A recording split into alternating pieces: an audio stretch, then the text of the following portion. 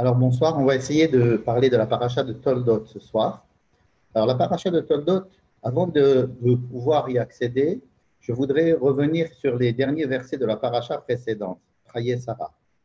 Et dans la paracha précédente, on avait assisté à la mort d'Abraham. Donc vous voyez, Acharei mot Abraham, Vayivarech Elohim et Yitzhak, Beno. Et ensuite, juste après, il y avait écrit que Ve'ele Toledot Ishmael.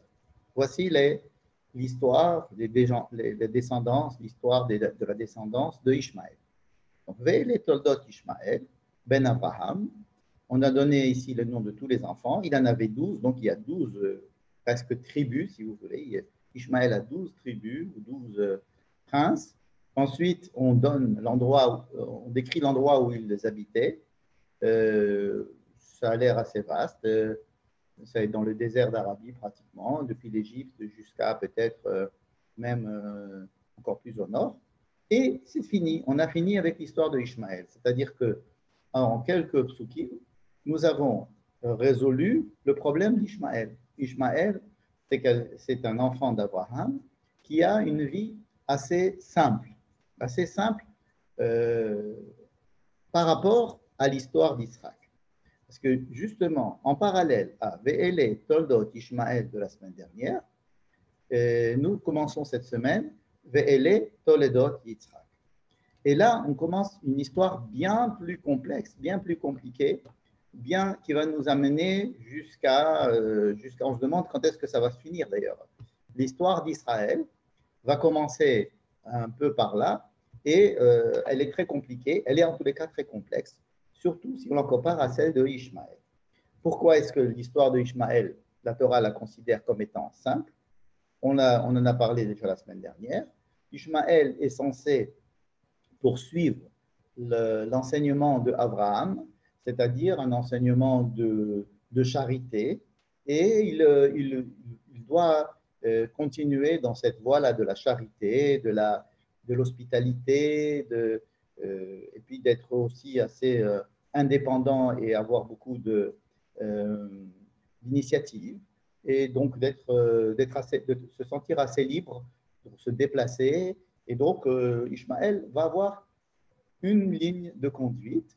Il va avoir aussi plus tard une religion qui va peut-être un petit peu équilibrer cet excès de charité naturelle, une religion qui va lui apprendre la rigueur, même un excès de rigueur, mais en tous les cas, il n'y a pas la complexité qu'on va demander à Israël, qui va être à la fois d'être un peu comme Ishmaël et à la fois être un peu comme Esav, c'est-à-dire le deuxième fils de Yitzhak, et ensuite essayer de créer une complexité et de représenter en fait toutes les formes d'être qui peut y avoir dans la descendance d'Abraham, ce qui va nous demander énormément, enfin, ce qui va demander à la Torah beaucoup d'études, euh, d'échecs, de tentatives, et ça va prendre beaucoup plus de temps.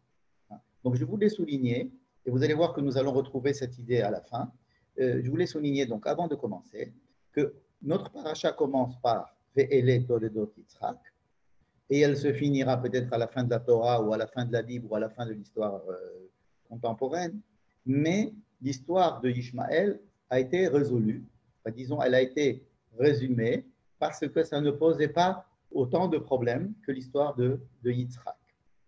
Donc, Ve'ele Toldot Ishmaël, ce n'est pas que Ishmaël est moins important que Yitzhak, pas du tout, puisqu'on en parle. On parle de Ishmaël et de Yitzhak comme des deux enfants d'Abraham, et que l'histoire d'Ishmaël va être plutôt plus simple que l'histoire de Yitzhak qui va être compliquée. Voilà. On a vu aussi la semaine dernière, je vous le rappelle encore ici, que Abraham a eu encore d'autres enfants, à part Yitzhak et Ishmaël. Il va avoir une autre lignée qui aura comme mission, non pas cette fois-ci de continuer l'histoire de la famille de Terah et de Héver des Hébreux, mais une mission beaucoup plus universelle. Il va les envoyer vers l'Est, vers les pays de l'Est, c'est-à-dire vers l'Orient. Et donc, Abraham a une autre vie en dehors du fait qu'il est Yitzhak et Ishmaël. Mais la Torah va s'intéresser donc surtout à Ishmaël et Yitzhak. Et là, après avoir résolu ou alors résumé la situation de Ishmaël, elle s'attaque à Yitzhak. Alors Yitzhak, c'est une histoire très complexe, c'est une histoire extrêmement compliquée, surtout que Yitzhak, déjà pour lui trouver femme la semaine dernière, ça a été assez compliqué. On avait trouvé une femme qui s'appelle Rivka, qui va donc se marier avec Yitzhak, et ce couple-là est un couple déjà à la base qui est lui-même complexe. Pourquoi est-ce que c'est un couple complexe? Parce qu'il comporte à l'intérieur du couple même deux attitudes, deux personnalités, de qualité de vie totalement opposées.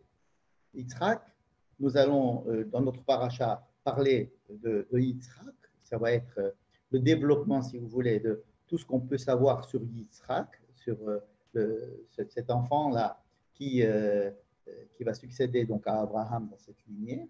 Yitzhak, ça va être quelqu'un, on ne va pas l'étudier ce soir en détail, mais ce que l'on peut dire, c'est que dans notre paracha, on voit que Yitzhak rejoue à peu près les mêmes histoires qui se sont passées avec Abraham. C'est-à-dire qu'il va lui aussi présenter sa femme comme étant sa sœur lorsqu'il va aller chez des étrangers. Lui-même va avoir il va essayer de faire des alliances de paix avec les rois étrangers, surtout les rois philistins. Il va aussi avoir une femme qui ne peut pas avoir d'enfant, comme Abraham. Bon, ça, il n'a pas fait exprès, mais il va y avoir donc cette attente de l'enfantement et ses prières pour pouvoir avoir un enfant, comme ce que nous avons assisté au niveau d'Abraham et Sarah. Et le texte nous dit que Yitzhak va aller creuser les puits qu'avait déjà creusé son père. Mais comme Abraham avait creusé des puits et que à cause d'une certaine antisémitisme, on ne peut pas dire ça déjà d'Abraham, disons anti-abrahamisme, les Philistins avaient rebouché les puits que Abraham avait forés. Et donc, lui, il va aller reforer les mêmes puits que Abraham avait forés à l'époque, c'est-à-dire qu'il va essayer de faire perdurer l'enseignement de son père Abraham. Et c'est ça qui va être sa principale fonction d'Yitzhak. Il va inscrire dans la durée ce qui était une initiative, ce qui était une révolution de la part de son père. C'est-à-dire que si son père, Abraham, c'était quelqu'un de révolutionnaire dans son temps, il avait beaucoup d'initiatives, un peu ce que j'ai décrit pour Ishmaël, beaucoup d'initiatives, beaucoup de charité, dans le sens, d'abord, il accueillait les gens dans sa tente, il donnait, mais il voulait aussi influencer le monde, il voulait révolutionner le monde, et il n'avait pas peur de se confronter aux situations nouvelles et il pouvait bouger.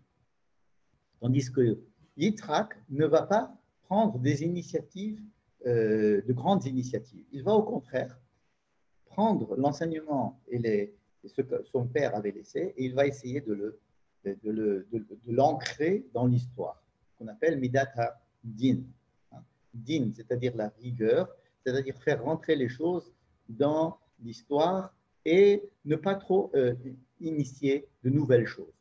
Donc, on pourrait dire à peu près quelque chose qui va nous aider pour tout à l'heure, c'est que Yitzhak croit en Dieu, j'allais dire d'une foi presque, si on veut utiliser aujourd'hui des mots que l'on comprend aujourd'hui, une foi musulmane, c'est-à-dire savoir que tout est inscrit au ciel et que c'est Dieu qui dicte les choses et que si ça se passe comme ça se passe comme ça.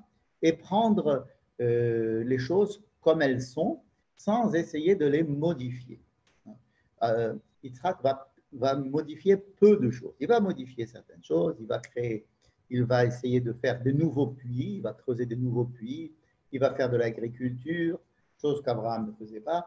Il a fait quelques petites choses de sa propre initiative, mais en gros, on peut dire que Yitzhak, c'était plutôt la foi un peu aveugle, il était lui-même aveugle, une foi aveugle dans ce que Dieu a décidé, et il prend la décision divine comme étant la réalité avec laquelle il faut se confronter. Ça, c'est pour Yitzhak. Rivka, au contraire, sa femme, ressemble beaucoup plus à Abraham. D'ailleurs, c'est Abraham qui a demandé à aller chercher Rivka d'après des critères que lui-même a définis et préétablis. Je sais que ce que je dis là n'est pas écrit dans le texte, mais je pourrais le démontrer à ceux qui voudraient une démonstration à ce sujet. C'est que Abraham a non seulement demandé à son serviteur d'aller chercher une femme dans son pays et dans sa famille, mais en plus, il lui a donné des critères extrêmement précis de savoir quelle est la femme qu'il fallait choisir. En fait, le serviteur n'avait pas d'autre choix que d'arriver jusqu'à Rivka, tellement elle avait été décrite par Abraham. Il est même possible qu'il lui ait soufflé le nom de Rivka à son serviteur. Pour ceux qui se demandent la question comment est-ce que je sais ça, tout simplement parce qu'Abraham dit à son serviteur, si la femme que tu auras trouvée et qui correspond à ces critères ne veut pas venir, ne veut pas se déplacer de chez elle, de Haran, et venir en Israël, eh bien, tu n'amèneras pas mon fils là-bas. Et l'esclave dit, et alors qu'est-ce que je fais? Il dit, ben, tu rentres et on annule toute la mission. Il ne lui dit pas, tu vas chercher une autre femme. C'est-à-dire qu'il y a une femme bien précise pour laquelle Abraham pense, et c'est Rivka. Donc Rivka correspond aux critères qu'Abraham a décidés, qui sont les siens. Ce sont des critères de grande charité. Rappelez-vous que Rivka a tout de suite proposé de donner de l'eau à l'esclave et aux personnes qui l'accompagnaient, et même de donner de l'eau, de puiser de l'eau pour que les chameaux puissent aussi boire. Donc, c'est une femme qui est pleine de ce qu'on appelle le chesed, c'est-à-dire la charité. Mais, encore une fois, je voudrais redéfinir la charité de façon plus large. Ce n'est pas simplement vouloir donner la charité, c'est aussi vouloir imprimer l'histoire, imprimer la réalité, initier des choses, faire des choses qui vont influencer l'entourage ou la réalité que l'on vit. C'est un sentiment de devoir changer les choses, de devoir aller de l'avant et modifier les choses. Exactement comme Abraham, qui a eu donc ce sentiment révolutionnaire qui l'a guidé toute sa vie. Tandis que Yitzhak, encore une fois, c'est quelqu'un qui reçoit les choses comme elles sont et qui est qui reçoit plutôt les choses. Il est pas passif, mais presque passif. En tous les cas, en ce qui concerne la réalité, il est passif. Il reçoit la réalité comme elle est, comme ce que Dieu a décidé. Donc, après cette introduction, pour montrer que le couple Yitzhak et Rivka est un couple extrêmement composite, de deux manières d'être totalement opposées, ce couple-là va donner des enfants qui eux-mêmes sont opposés. Alors, la paracha commence en disant que Rivka était donc stérile, et qu'il a fallu avoir un processus de prière et de demander à Dieu, donc, comme pour avoir Yitzhak, il faut aussi demander, ce n'est pas évident d'avoir un enfant, et il y a donc deux jumeaux. Elle a deux jumeaux, elle sent qu'elle a deux jumeaux, et elle va aller consulter Dieu. Qu'est-ce que ça veut dire qu'elle va aller consulter Dieu? On n'en sait rien. Le texte ne nous dit pas, mais elle va aller chez Dieu et dire, mais qu'est-ce qui se passe? Pourquoi dans mon ventre, j'ai deux enfants? N'importe quel psychologue aurait pu lui faire le bon diagnostic, mais en fait, là, ça se traduit dans leur biologie. Il y a deux enfants. Peut-être que ces deux enfants vont réaliser la dichotomie d'identité qu'il y a entre Yitzhak et Rivka. Peut-être que c'est encore plus complexe que ça. Hein. Peut-être qu'il va y avoir des composants de chacun des parents dans les deux enfants. Dans tous les cas, les enfants vont être radicalement opposés dès la naissance. Et ça va prendre une direction, Yaakov va prendre une autre direction. Et en plus, je m'excuse, le texte, quand je l'ai recopié, il était bien. Et puis là, en ouvrant, il y a des petits carrés partout. Je m'en excuse. Donc,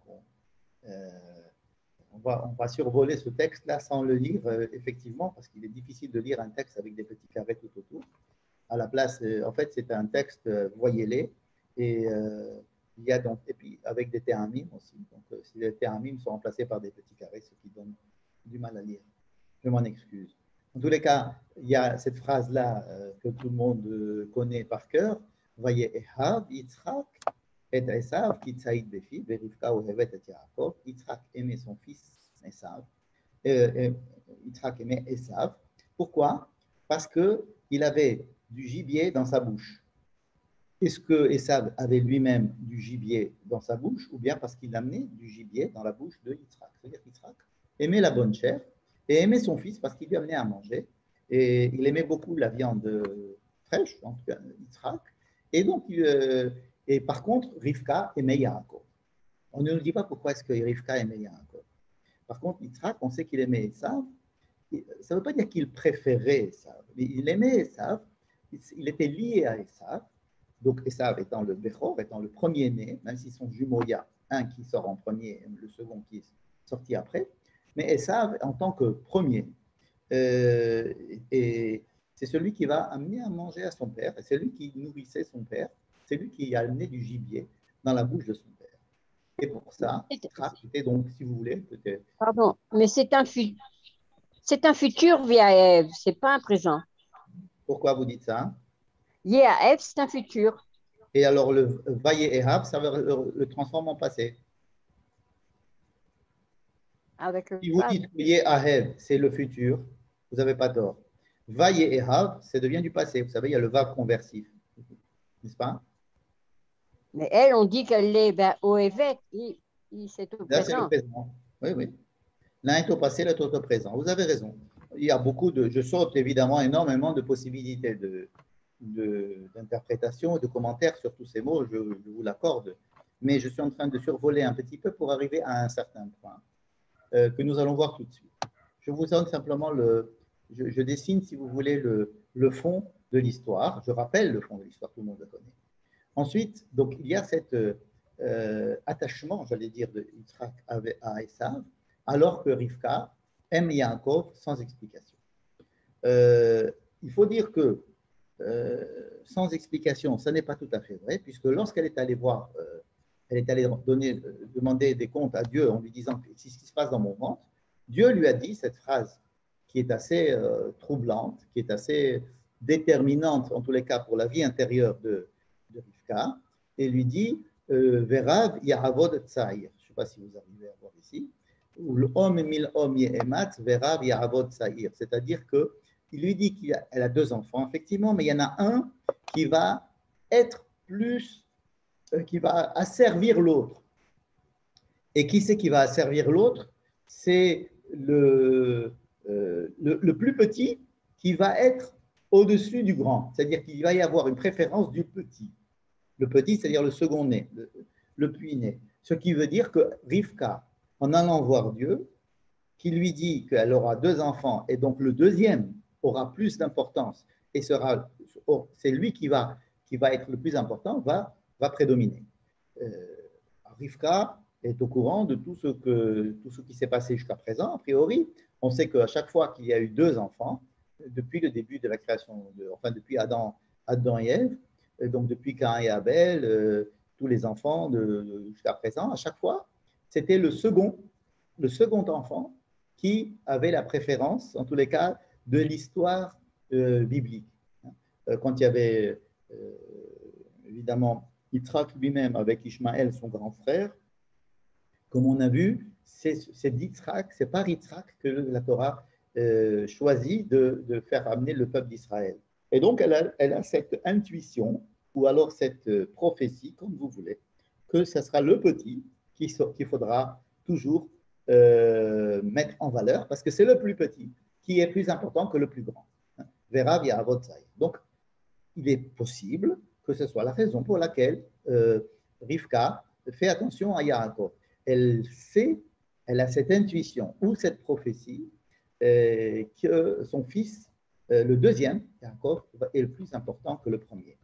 Est-ce que Yitzhak le sait? Le texte ne nous dit pas que Rivka est allée voir Yitzhak pour le lui dire, pour lui raconter cette intuition ou cette prophétie. Elle ne lui dit pas dans le texte, peut-être qu'elle le lui a dit. On sait que Rivka et Yitzhak se parlaient, puisqu'il va y avoir plus tard dans le texte, Rivka va parler à Yitzhak, presque vers la fin de la paracha. On sait ils s'aimaient beaucoup, qu'ils avaient une union assez chaleureuse, et que donc il n'y avait aucune raison qu'ils ne parlent pas entre eux. Mais là, cette intuition d'une mère par rapport à ses enfants, avec cette prophétie, alors pour nous, c'est dit, Dieu lui a dit que. Alors quand on nous dit que Dieu a dit que, on ne va pas se poser des questions. Mais là, il faut savoir qu'une personne qui dit qu'elle a parlé à Dieu, que Dieu lui a parlé, ça peut être aujourd'hui, si une personne vous dit cela, ou bien si un prophète vous le dit, il faut quand même avoir certaines. Il faut d'abord voir si c'est vrai. Si c'est vrai, si cela correspond à la réalité, si cela correspond à la Torah. Vous savez que si un prophète vous dit, voilà, Dieu a dit qu'à partir de maintenant, il fallait allumer le feu Shabbat, ben, même si c'est un prophète assermenté avec une grande Théouda de Kashrut, on ne doit pas l'écouter. On ne doit pas l'écouter. C'est-à-dire que nous avons quand même une responsabilité vis-à-vis de la parole prophétique. Mais il ne faut pas non plus rejeter la parole prophétique. Alors ici, je garde cette parole prophétique qu'a eu Rivka comme une information qu'elle a intimement gardée en elle. Et donc, elle va préférer Yaakov. Elle sait que de Yaakov va sortir quelque chose d'important. Ensuite, il y a un grand chapitre que nous n'allons pas étudier, dont je parlais tout à l'heure, c'est le fait que Yitzhak et Rivka et leurs enfants vont aller, comme Abraham et Sarah, ils ne vont pas aller en Égypte, parce qu'Yitzhak a l'interdiction, n'a pas de visa pour sortir du pays. Donc, il doit aller dans une province qui s'appelle la Philistie, qui est à peu près Ashkelon, Ashdod, Haza, etc. Et il va y avoir un long chapitre qui va décrire un petit peu l'attitude de Yitzhak avec les Philistins et avec l'histoire des puits dont on a parlé tout à l'heure. Ensuite, ce chapitre 26, assez long, va se terminer par une information assez importante. Esav avait 40 ans. Et quand il a eu 40 ans, il s'est marié. Il s'est marié avec une femme qui était du pays, une Kénaanéen, une de Chet, de Hiti, le fameux peuple avec lequel Abraham avait négocié l'achat de Meharat Amarpela. Et cette femme, donc, est une femme du local. Vous savez que ce n'était pas bien vu du tout. Abraham avait tout fait pour ne pas que Yitzhak se marie avec une femme de Canaan. C'était très important pour lui. C'était même une condition sine qua non. Lui-même venait donc de Mésopotamie. Il avait pris évidemment une femme, Sarah, qui était de Mésopotamie, et c'est par cette femme-là que doit descendre la lignée qui va amener à Israël. Donc, Esav fait quelque chose qui est assez choquant si on pense à la perpétuation de la lignée d'Israël, c'est qu'il va se marier, lui, avec une femme autochtone. Alors, l'ironie, c'est qu'elle s'appelle Yehudit. Elle a le nom de Yehudit. Avant qu'il y ait Yehuda même, elle va s'appeler Yehudit. Mais elle ne vient pas de la famille d'Abraham, elle vient de la famille d'Autochtones. Et ça, Vatehi Morat Roar le Yitzhak ou Rivka, cette femme-là, ces femmes, puisqu'il va se marier encore avec une autre femme, il va avoir des femmes autochtones et ces femmes déplaisaient énormément à Yitzhak et à Rivka. Alors pourquoi est-ce que ces femmes déplaisaient à Yitzhak et à Rivka? Parce que peut-être parce qu'elles avaient des mauvais caractères ou parce qu'elles ne faisaient pas des boulettes avec les mêmes épices, mais surtout parce qu'elles étaient prises dans un contexte qui était absolument interdit si on voulait continuer à poursuivre la lignée de la descendance qui devait amener à l'identité d'Israël. Donc, c'est quelque chose qui est très important à prendre en ligne de compte. C'est pour ça que je l'ai encadré. Vous allez voir pourquoi tout à l'heure. Bien. On continue. Voyez qu'Isaken Yitzhak, Yitzhak s'est senti vieux. Bon, il n'avait pas de quoi, hein, parce que à partir de cette histoire-là, il va encore vivre 100 ans pratiquement. Mais il sent qu'il va mourir. Il appelle, donc tout le monde sait.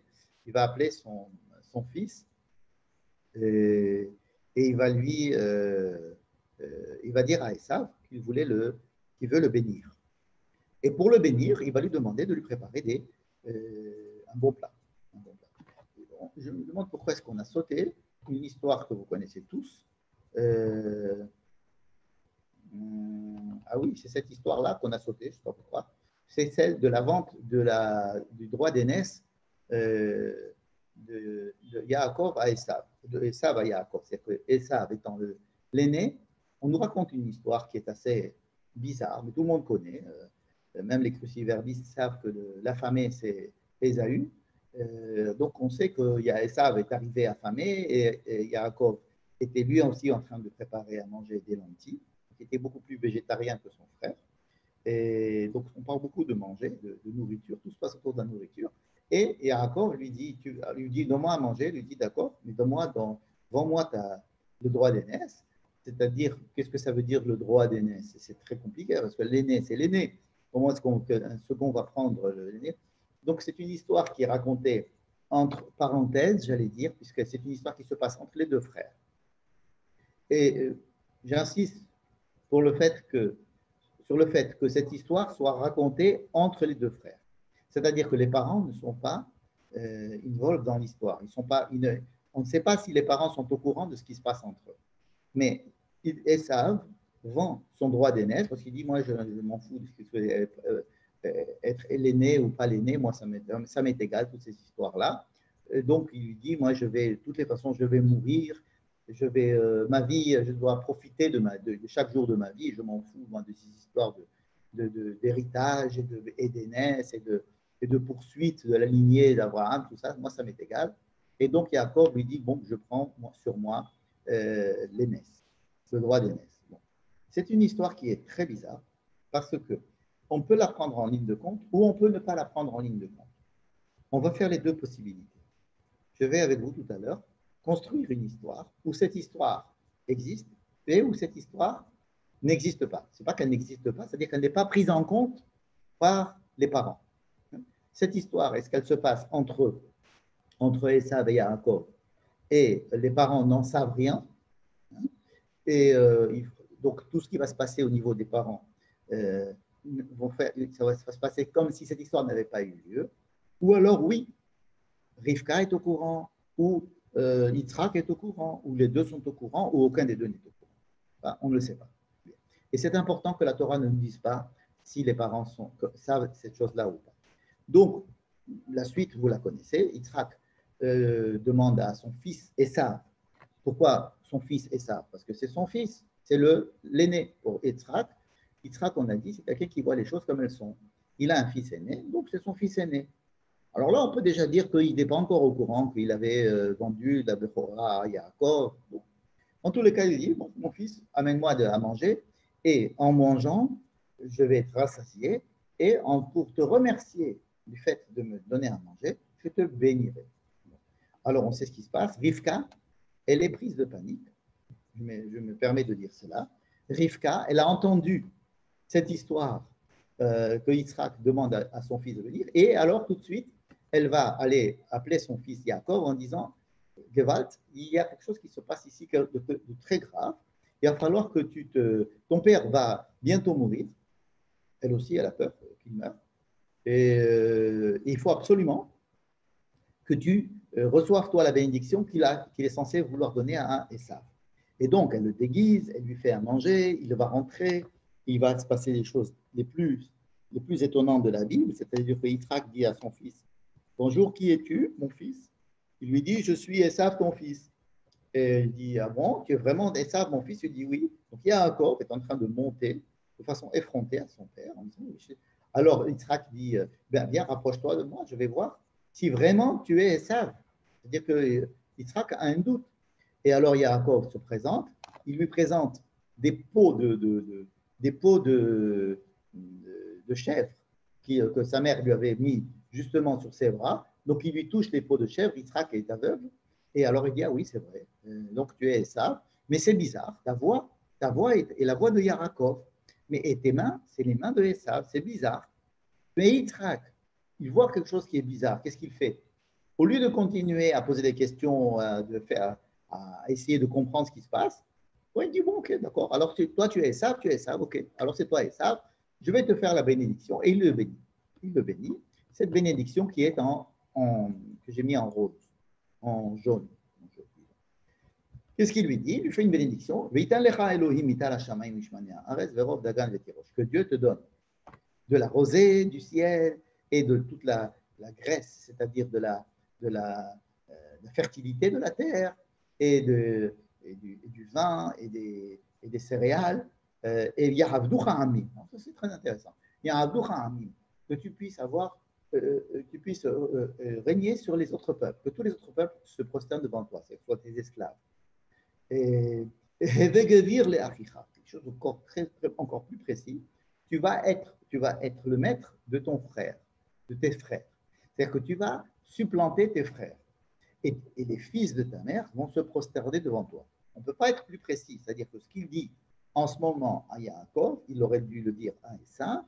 Il lui donne donc des brachot d'argent, de réussite dans la vie, et aussi le pouvoir, la supériorité, la suprématie sur les autres peuples et sur son frère, sur ses frères. Ça, il lui dira aussi, ceux qui te béniront seront bénis, ceux qui te maudiront seront maudits, comme Dieu avait dit à Abraham. Bon. Donc il lui fait cette bracha. Tout le monde connaît l'histoire. La suite, c'est que dès qu'il sort, Esav rentre. Alors là, Yitzhak n'a aucun doute. Dès que Esav rentre, il lui dit qui tu es, il dit à Esav. Il ne lui demande pas de le toucher, il sait que c'est Esav. Ça veut dire qu'il avait vraiment un doute, un fort doute lorsqu'il bénissait Yaakov. Mais encore une fois, comme on dit que Yitzhak dit, bon, Maktoub, hein, bon, d'accord, ok, alors c'est toi Esav. C'est toi Esav, je te fais la bénédiction. Mais quand le vrai Esav arrive, il lui dit, ah là là, je suis désolé, etc. Ben, la bénédiction que j'ai faite à ton frère, donc ton frère, je suis sûr que c'est ton frère Yaakov qui s'est déguisé en Esav, qu'il soit béni. Gambarouchiye. C'est qui est bizarre. C'est-à-dire que Yitzhak ne se met même pas en colère contre son fils, Yaakov. Il se dit, tiens, Dieu a voulu, Dieu a fait que la bénédiction passe chez Yaakov. C'est intéressant. Vous voyez, Yitzhak reçoit tout ce qui se passe comme venant de Dieu. Et ça, je lui dis, mais non, mais c'est insupportable, ça fait deux fois. Il m'a déjà pris ma Bechora, donc là, peut-être Yitzhak va être encore au courant. Il vient de prendre ma Beracha, c'est-à-dire les droits d'aînesse, et en plus, il me prend la bénédiction. Bénis-moi, s'il te plaît. Non, je dis, non, ça y est, je l'ai béni. Donne-moi un bénédiction. Non, je ne peux pas te bénir. S'il te plaît, 4 fois, il vient, il dit, bon, tu sais quoi, va y a un Yitzhak, ça. Et donc, Yitzhak ne bénit pas son fils, mais il lui dit, ben voilà, c'est à lui que j'ai donné tout. Et toi, tu ne pourras pas avoir tout ce que je lui ai donné. Par contre, le jour où tu t'en iras, tu partiras de cette terre-là, puisque toutes ces bénédictions, je lui ai données à Yaakov sur cette terre, mais la manière que tu as de pouvoir, toi, prendre ton indépendance vis-à-vis de lui, c'est de quitter l'endroit. Tarid.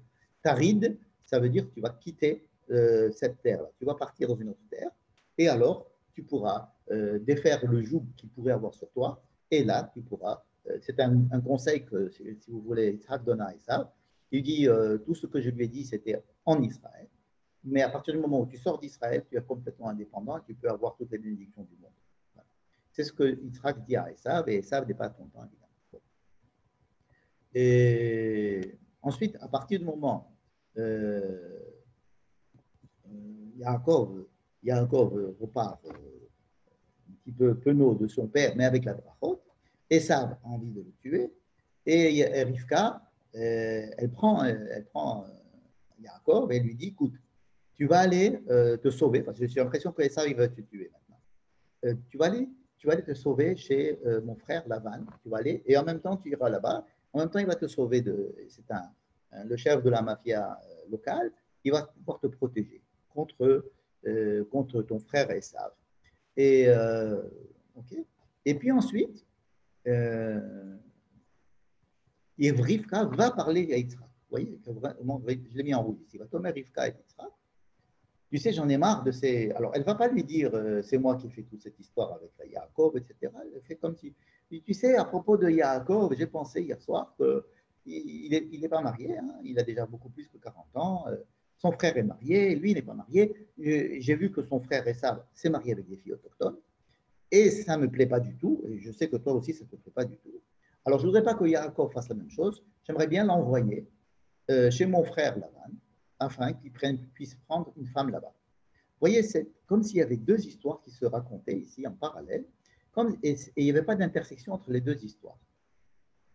C'est-à-dire que l'un trompe l'autre, vole l'autre, et l'autre se comporte comme si de rien n'était.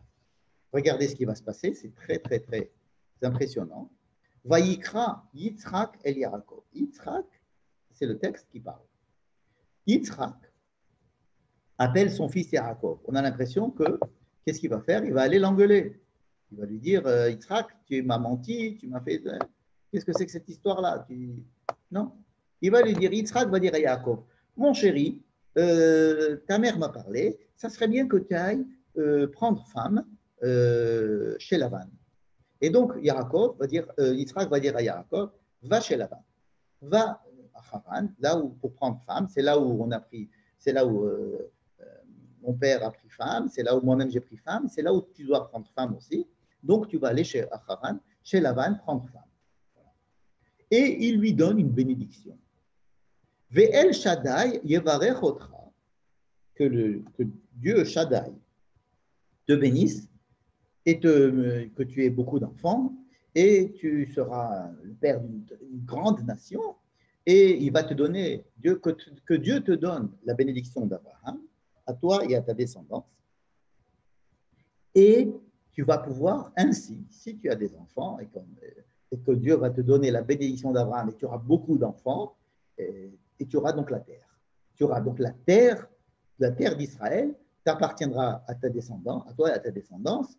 Mais donc, il y a quelque chose qui est très lié ici, c'est qu'il y a l'alliance qui est faite avec Abraham, il va falloir que tu aies des enfants, et quand tu auras des enfants, on va te donner cette terre. Et c'est pour cela qu'il faut aller faire des enfants. Pour se faire des enfants, il faut aller se marier. Et pour aller se marier et avoir l'alliance d'Abraham, on ne peut aller que dans un seul endroit pour se marier et avoir des enfants, c'est à Haran. Donc, tu vas aller chez Lavan pour Haran. Si on résume ici, on se rend compte que Rivka est très embêtée pour une raison, c'est que Esav va tuer son fils Yaakov, donc elle lui demande d'aller se sauver chez son frère. Mais Yaakov n'a pas du tout cette histoire en tête que Esav va tuer Yaakov. Il demande à Yaakov de partir chez Lavan pour trouver femme. Ce qui fait que Yaakov va partir effectivement la semaine prochaine, dans la paracha la semaine prochaine, il va partir chez Lavan avec ces deux injonctions différentes, encore une fois, des parents. Le père qui lui dit, tu vas aller trouver femme là-bas, et c'est pour ça que tu y vas. Rivka dit, tu vas aller là-bas te sauver parce que Esav veut te tuer. Qu'est-ce que fait Esav entre-temps? Esav entend toutes ces histoires-là. Il ne va pas du tout tuer son frère, parce qu'il avait dit qu'il attendait la mort de Yitzhak, mais Yitzhak, il a encore 100 ans à vivre. Donc, Esav va tout simplement se rendre compte que Yaakov a reçu la bénédiction d'Abraham. Et pourquoi il reçoit la bénédiction d'Abraham? Il se dit, mais c'est bien sûr. Pourquoi est-ce que Yaakov reçoit la bénédiction d'Abraham? C'est parce que il va lui se marier avec des femmes de là-bas, de Haran. Et donc Esav, il dit, ah ben tiens, donc je ne dois pas me marier avec des filles. Donc il ne divorce pas de ses filles, des femmes qu'il a déjà prises. Il va prendre comme femme la fille de Ishmaël. C'est une bonne idée, c'est donc une cousine germaine. Il va essayer de se marier avec, en se disant que Ishmaël, c'est quand même le fils d'Abraham. C'est pas quand même quelqu'un d'autochtone, c'est quelqu'un de la famille d'Abraham. Ça ne va pas l'aider à pouvoir réintégrer, si vous voulez, la famille. Bon. Tout ça, ce que je vous ai raconté, c'est connu et reconnu de tous les côtés. Simplement, j'ai donné un petit éclairage un petit peu particulier pour arriver au point où je voudrais arriver. Ce sont les bénédictions de Yaakov. Qu'est-ce qu'il reçoit, Yaakov, comme bénédiction? On a déjà vu que Yaakov a reçu deux bénédictions. Il a reçu une bénédiction de son père, Yitzhak, mais déguisée en Esav, c'est-à-dire qu'il a volé la première bénédiction. Il va recevoir une deuxième bénédiction de son père, cette fois-ci en tout état de cause. C'est Yitzhak qui appelle Yaakov et qui le bénit, qui lui donne une deuxième bénédiction. Au début de la semaine prochaine, de la paracha de la semaine prochaine, il va aller partir, il va aller avoir le rêve de l'échelle, et là, Dieu va lui donner une troisième bénédiction. Il va lui dire, Ani Hashem Elohé Abraham Avicha, je suis l'éternel Dieu, le Dieu de ton père Abraham, et le Dieu de ton père Yitzhak. Et là, il lui donne la promesse, il dit, ne t'inquiète pas, je suis avec toi, je vais te protéger, je vais t'envoyer tu vas aller prendre femme, mais tu vas revenir, je serai toujours avec toi, je te protégerai, je te donnerai à manger, je te donnerai des vêtements. Et toi, tu dois, de ton côté, respecter l'alliance que tu as faite avec Abraham, et je te donnerai la terre que j'ai promis à Abraham. 3 bénédictions. Et c'est sur ça que je voudrais qu'on commence à étudier. Je voudrais voir ce petit tableau, je vous présenter, pardon, ce petit tableau. Voici celui-ci. Voilà.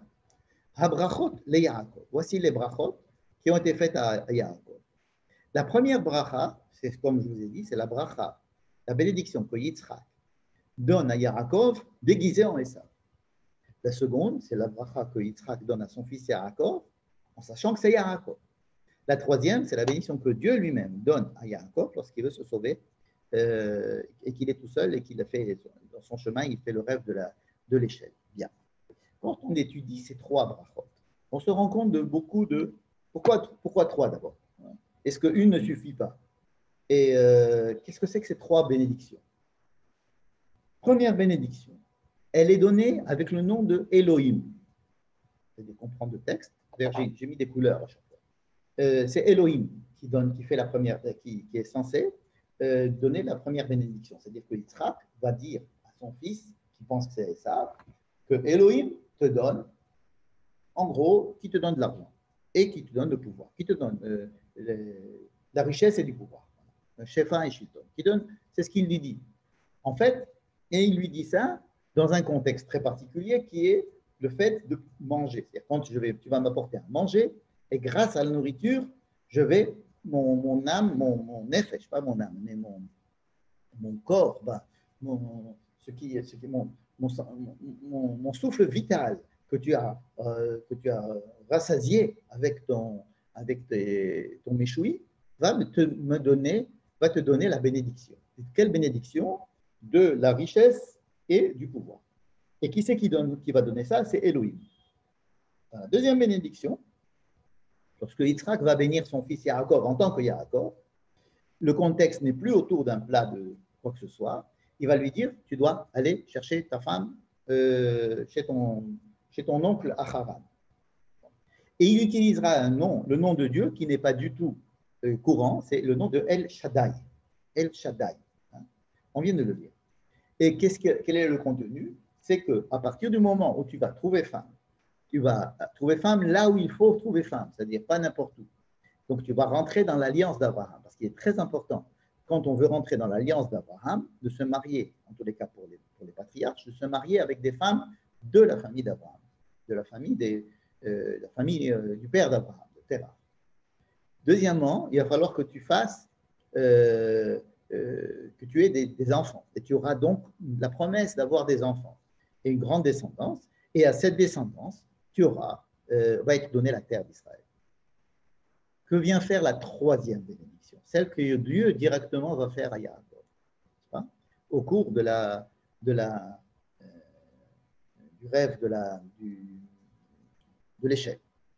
Alors là, ce n'est pas le nom de Elohim, ni le nom de El Shaddai, c'est le nom de Yud-Ke Vav-Ke, le tétragramme. Pas? Et quelle est la situation?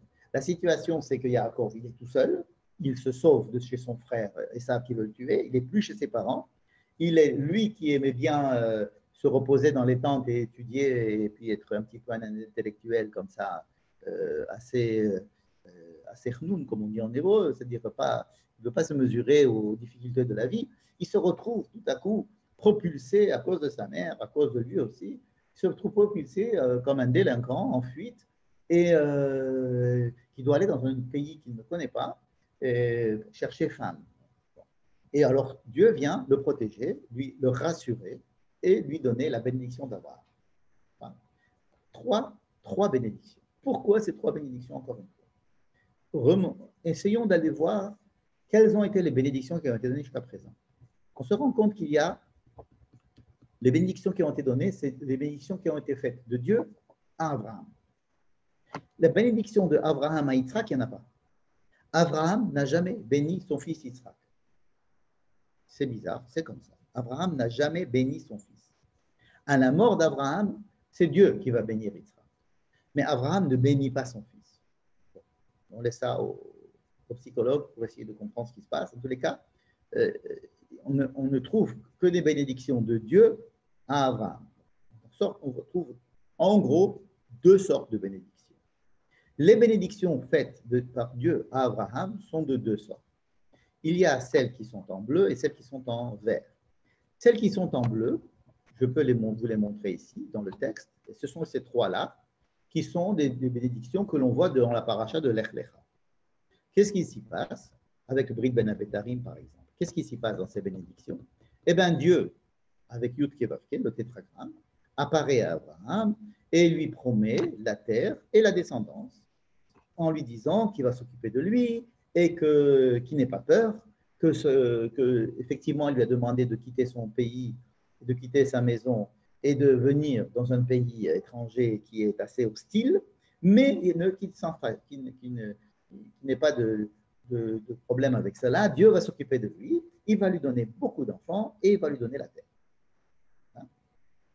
Après, plus tard, Dieu va demander à Abraham de faire la Brit Mila. Quand il va lui annoncer qu'il va avoir un fils qui s'appelle Isaac, c'est Dieu qui lui apparaît en tant que El Shaddai. Vous savez que El Shaddai, c'est le nom de Dieu qui apparaît à Abraham justement lorsqu'il va devoir faire la Brit Mila. Il va aussi lui dire, tu vas avoir la terre et la descendance. Quelle différence profonde entre ce qui est en vert et ce qui est en bleu? C'est-à-dire les premières bénédictions de Dieu à Abraham et les secondes, la seconde bénédiction. La première bénédiction, on a dit, c'est toujours la terre et la descendance. La deuxième, c'est aussi la terre et la descendance. Mais dans la première, c'est une promesse de terre et de descendance pour rassurer Abraham, pour lui donner le but ultime de toute cette histoire, pour lui raconter ce qui va se passer. Tandis que dans la bénédiction en vert foncé, ici, celle de El Shaddai, celle de la Brit Mila, c'est une bénédiction exigeante, je veux dire. Pourquoi exigeante? Parce que cette fois-ci, pour pouvoir avoir cette bracha, c'est-à-dire pour pouvoir mériter toutes ces promesses qui ont été faites à Abraham, il va falloir qu'il fasse d'abord la circoncision, il va falloir qu'il rentre dans la brite, c'est-à-dire avec toutes les conditions d'une alliance. Par exemple, chez nous, ça va être d'aller se marier avec les femmes des enfants de Terah. Et en ayant des enfants et en faisant la Brit Mila sur le membre du corps qui va apporter des enfants, alors les enfants se rentreront dans cette alliance et ils pourront eux aussi avoir un grand peuple, former un grand peuple et avoir la terre. N'est-ce pas? Il y a là une participation de l'homme à l'intérieur du mérite qu'on peut avoir pour avoir cette bénédiction. Je résume. Abraham va avoir deux sortes de bénédictions. Des bénédictions avec le nom de Yud Kevavke et des bénédictions sur le nom de El Shaddai. Les bénédictions de Yud Kevavke, c'est toujours la descendance et la terre, mais en tant que promesse divine de Dieu qui vient me protéger et me dire tout ira bien. Tandis que la bénédiction de El Shaddai, de la Brit Mila, c'est je t'invite à rentrer dans l'alliance. À chaque génération, chaque personne devra faire un acte assez violent sur lui-même, il va faire sur celui de son fils, il va le faire rentrer à l'intérieur d'une alliance, et il va falloir faire des efforts pour rester à l'intérieur de l'alliance, de se marier avec des gens particuliers, il faut se marier avec des femmes comme ci, des femmes doivent se marier avec des hommes comme ça, il faut que vous respectiez l'alliance en faisant cette participation, en ayant cette participation active dans la recherche de la femme, la rentrée dans l'alliance, alors oui, vous aurez effectivement un grand peuple et vous aurez aussi cette terre. Eh bien, ces deux aspects des bénédictions d'Abraham vont se retrouver dans notre tableau que nous avons déjà fait entre les bénédictions que Yaakov va recevoir. Yaakov va recevoir, je parle maintenant des deux bénédictions, la verte et la bleue, c'est-à-dire que la verte, c'est quoi? C'est Yitzhak qui lui dit, mon fils, maintenant, il faut voir les choses en face. Tu ne peux pas rester comme ça célibataire. Et pour avoir la bénédiction de mon père Abraham, c'est toi qui vas avoir la bénédiction à condition. À condition. Hein? Comme il avait dit à Abraham dans la verte foncée tout à l'heure, c'était El Shaddai. Okay?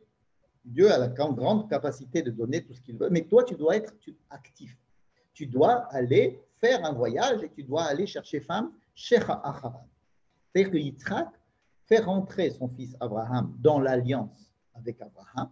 Il va lui donner la bénédiction d'Abraham et il va dire que Dieu te bénisse. Pourquoi est-ce que Yitzhak ne lui dit pas je te bénis? Parce qu'en fait, comme je vous l'ai dit tout à l'heure, Abraham n'avait pas béni Yitzhak. Donc Yitzhak reçoit les bénédictions de Dieu. Donc il lui dit c'est Dieu qui va te bénir. Et effectivement, Dieu va le bénir quand il va aller en chemin.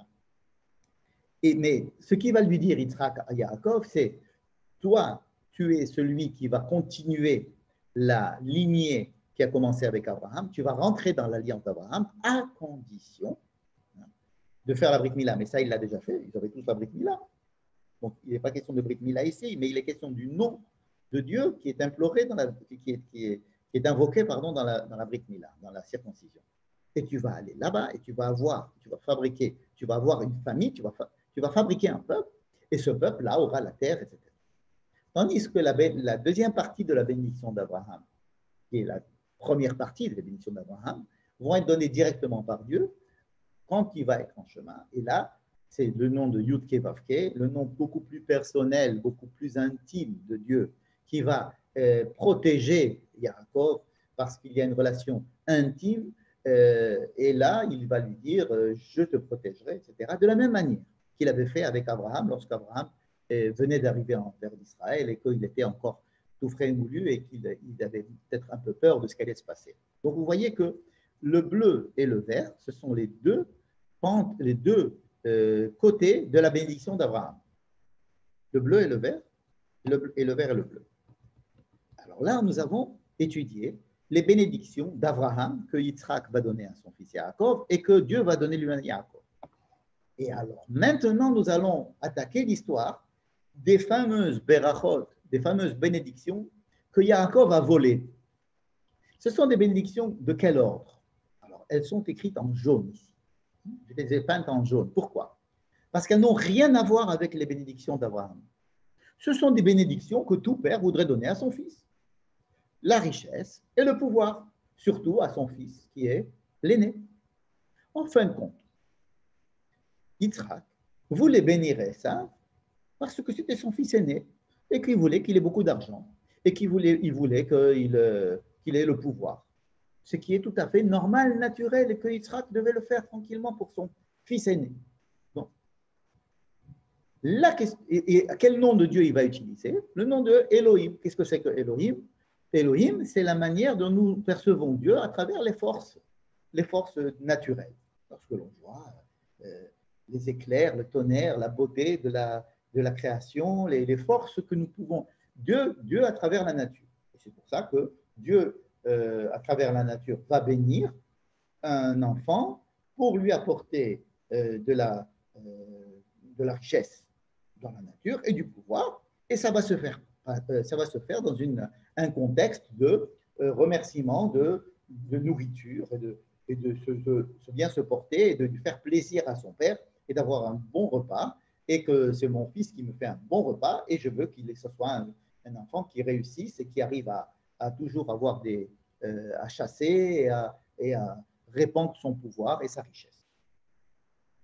La question que je vais poser maintenant est la question, à mon avis, cruciale de toute cette histoire. Quel est le rôle de Rivka dans cette histoire? Puisque c'est ça la question au fond. Est-ce que Rivka a bien fait ou a mal fait de faire tout ce qu'elle a fait?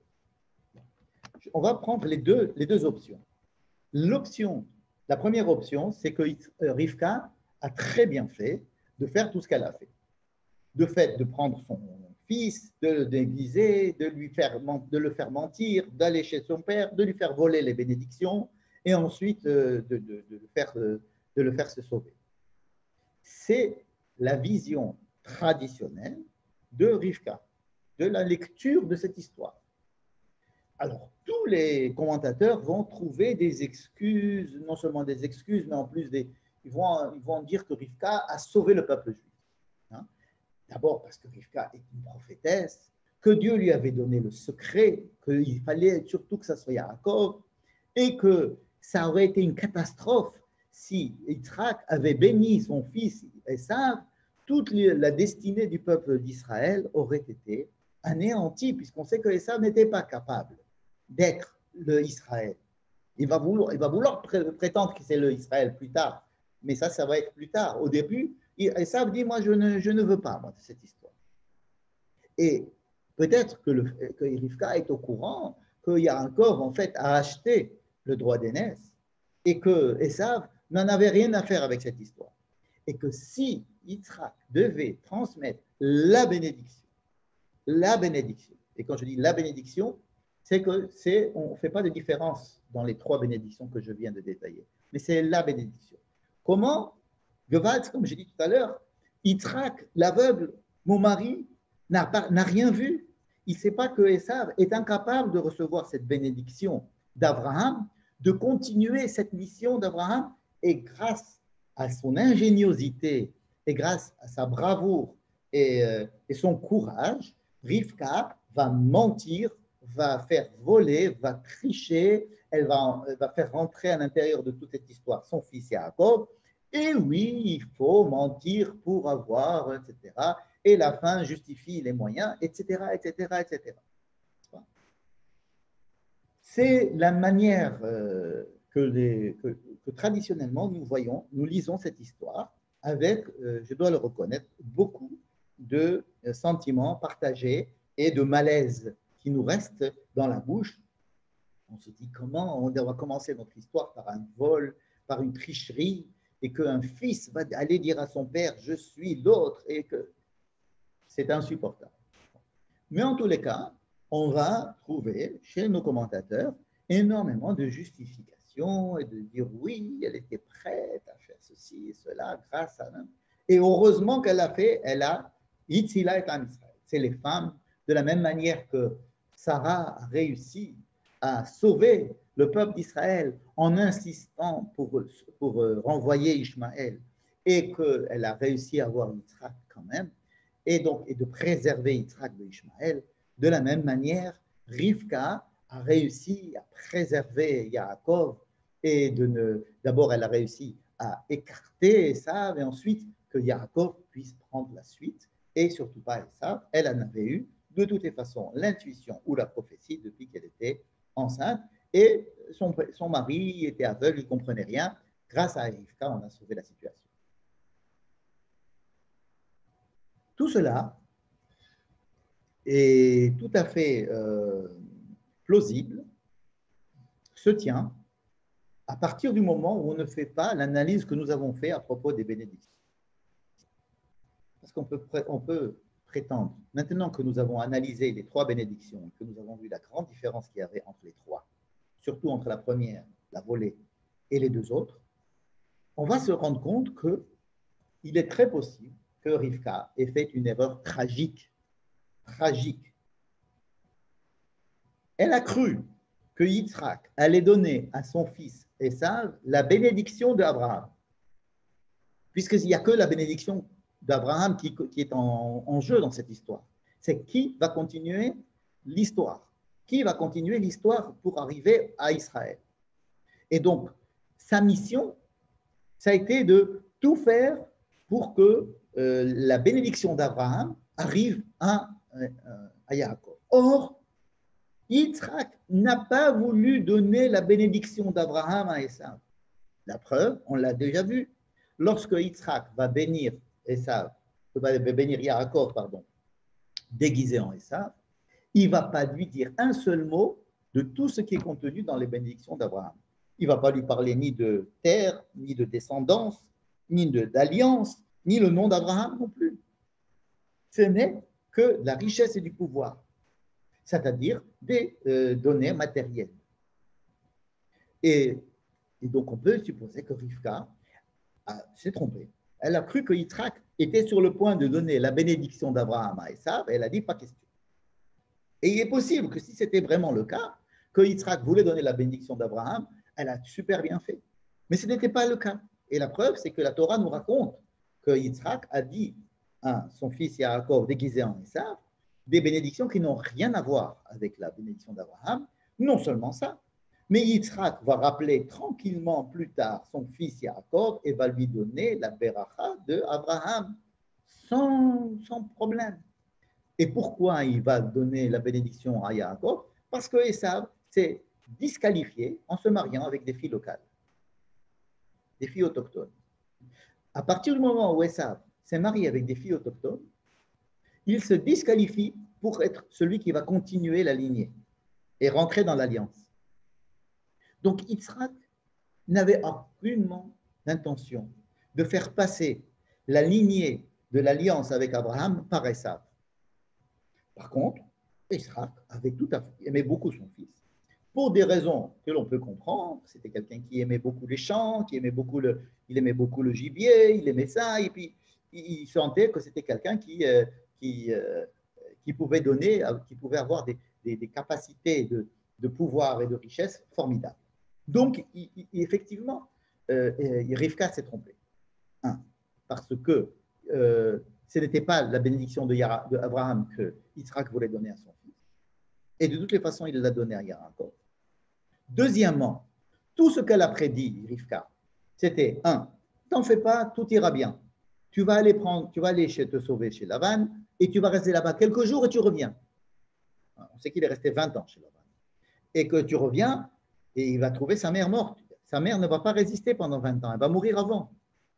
Donc tout ce qu'elle avait fait, c'était pour voir ses enfants en vie et elle ne va rien voir de tout cela. Elle va prendre un plan B pour essayer de faire sauver son fils.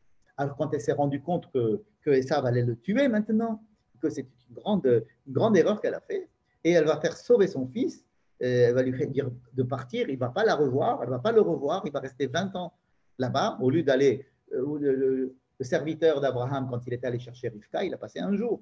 Au bout d'un jour, il est revenu, quelques jours, c'est tout. Ce n'est pas 20 ans, n'est-ce pas? Donc, tout le programme de Rivka a échoué.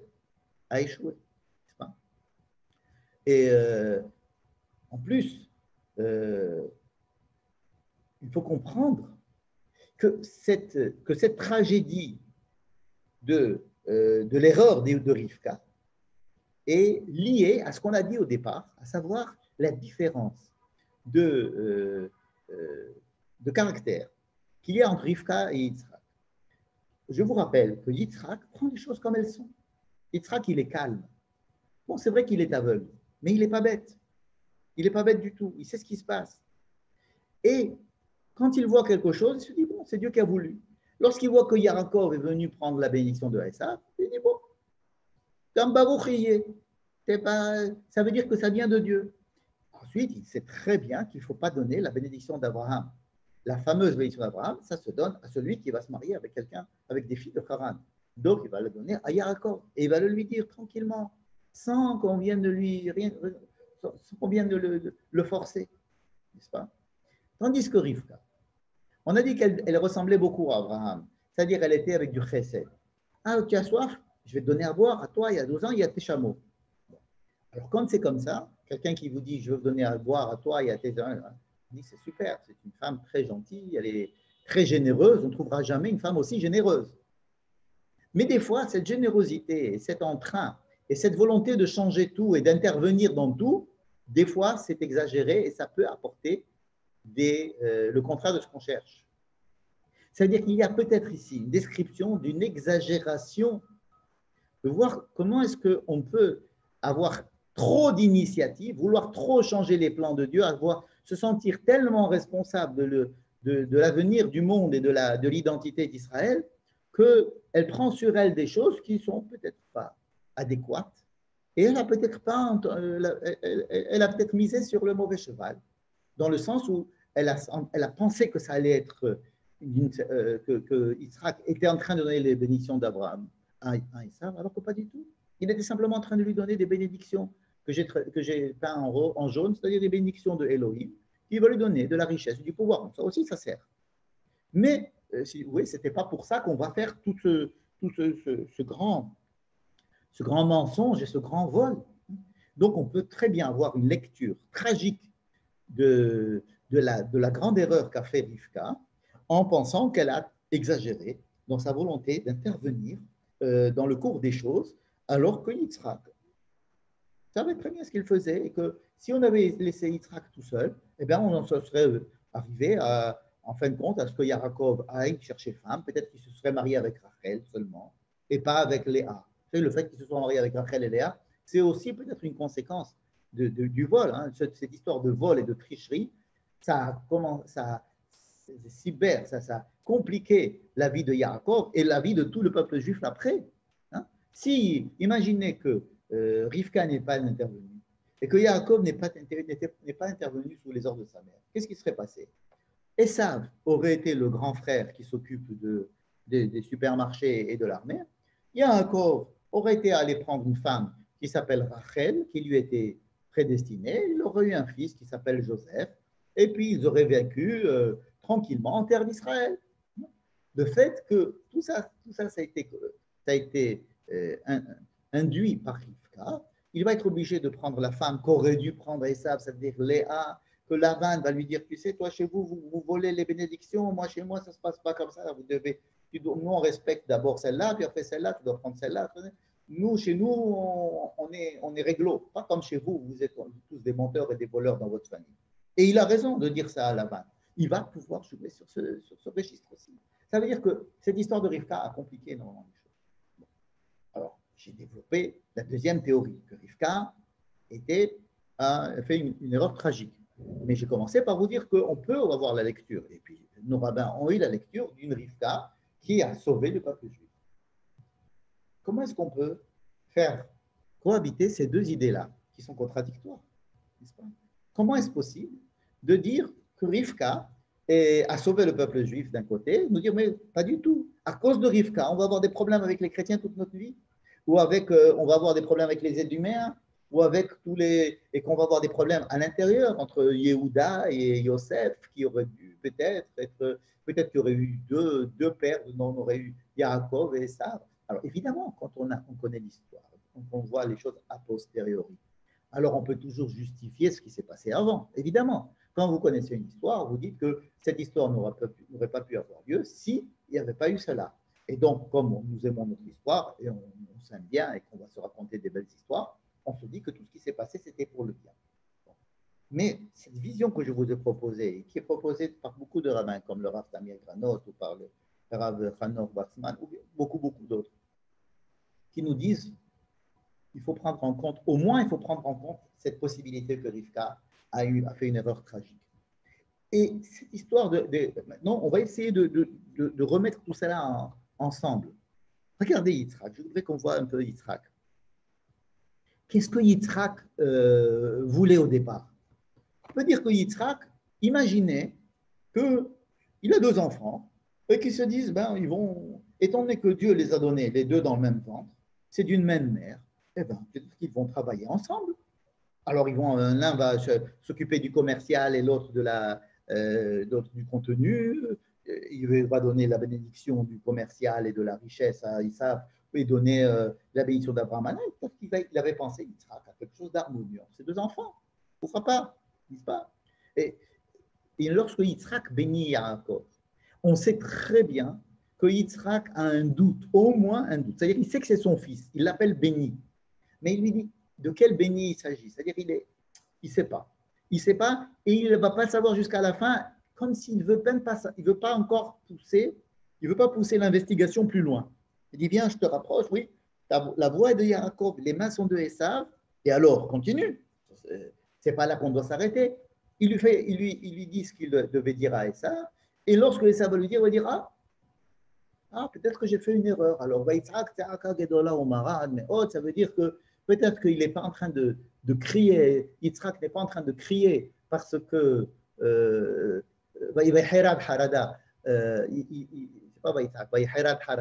il a commencé à avoir peur. C'est Esav qui est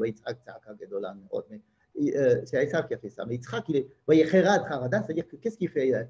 Yitzhak il se dit, tiens, ça veut dire que Dieu m'a envoyé Yaakov à la place de Esav. Donc, probablement que Dieu avait raison, puisqu'il a toujours raison.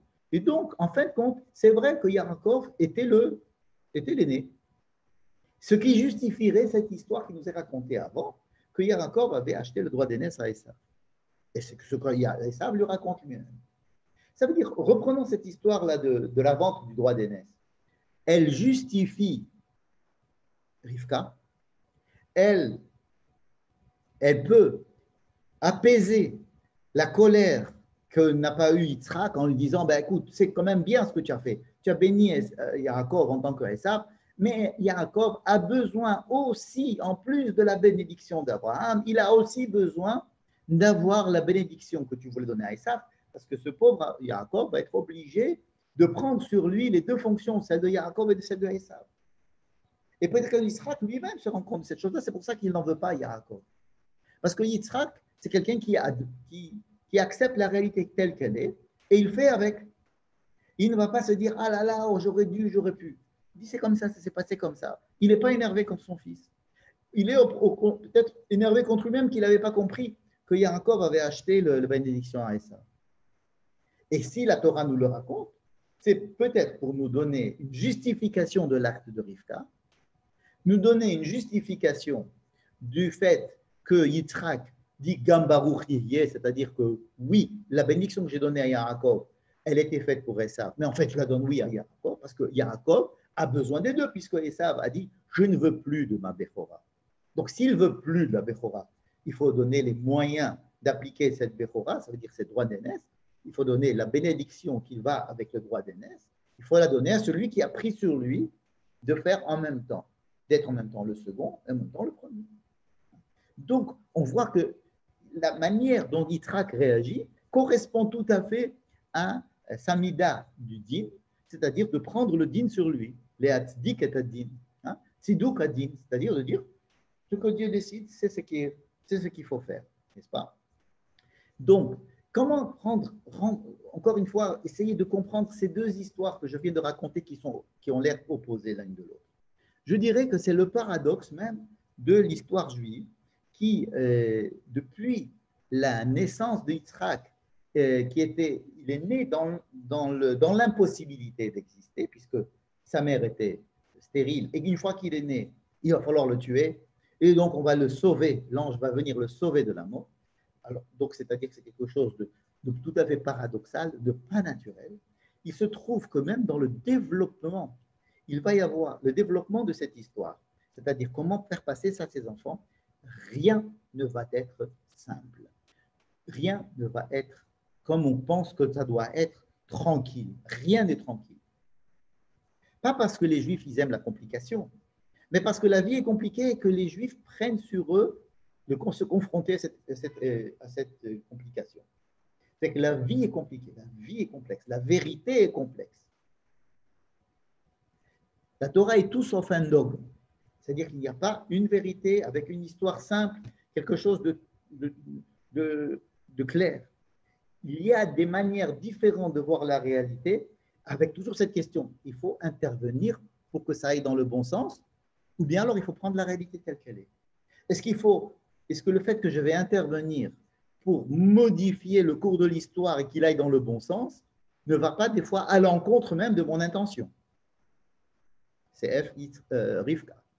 Est-ce que le fait d'être comme Yitzhak en permanence va pouvoir aboutir? Est-ce qu'en étant simplement Yitzhak, on peut arriver à ses fins?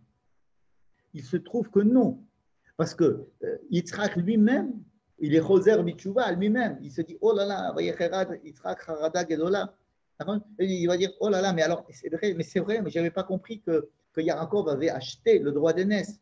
Je n'étais pas au courant, je m'étais pas... Ou alors, si j'étais au courant, je ne m'en rappelais plus. Mais je n'ai pas tenu compte de cela suffisamment. Donc, c'est bien c'est bien que Yaakov m'ait menti. Donc, oui, Rivka a eu un intérêt pour changer la vision de Yitzhak. Alors, est-ce la vision de Yitzhak ou est-ce la vision de Rivka qui est la bonne? Eh bien, c'est la vision du couple. C'est la vision du couple qui va donner les complications que nous allons retrouver chez Yaakov. Parce que oui, les défauts et les qualités des parents se retrouvent chez les parents, chez les enfants qui doivent essayer de les réparer. Et donc Yaakov et Esav, qui étaient nés dans le même ventre et qui avaient certes des possibilités de complémentarité et de peut-être de vie commune, sous le regard idéaliste de leur père Yitzhak, vont se retrouver séparés avec des retards à l'allumage chez Yaakov, avec des retards, avec des histoires d'obligation d'aller en exil, et de revenir, et de repartir, et d'avoir 2 femmes, avec des enfants qui vont se battre les uns les autres. Yehuda et Yosef vont continuer cette lutte qui existe à l'intérieur de l'interprétation de Rivka et à l'intérieur du couple Yitzhak-Rivka. Et donc, on voit que la Torah ne fait que ouvrir les choses, nous montrer, nous lire, nous aider à lire la réalité sous ces angles différents. La Torah ne nous vient. C'est pour ça qu'on aime la Bible, c'est pour ça qu'on aime la Torah, que tous les peuples l'ont considéré comme étant le livre le plus intéressant et le plus riche, et celui qui enrichit ceux qui l'étudient. Parce que ça nous ouvre les possibilités et les esprits, et ça nous montre que la vie, en fait, est extrêmement complexe et qu'il faut comprendre cette complexité et ne pas faire comme si elle n'existait pas, ou alors essayer de se la simplifier. Des fois, en voulant simplifier des choses, on arrive au contraire même de ce que l'on voulait faire à la base. Voilà, je vous remercie et j'ouvre les micros pour pouvoir, si vous pouvez poser des questions maintenant.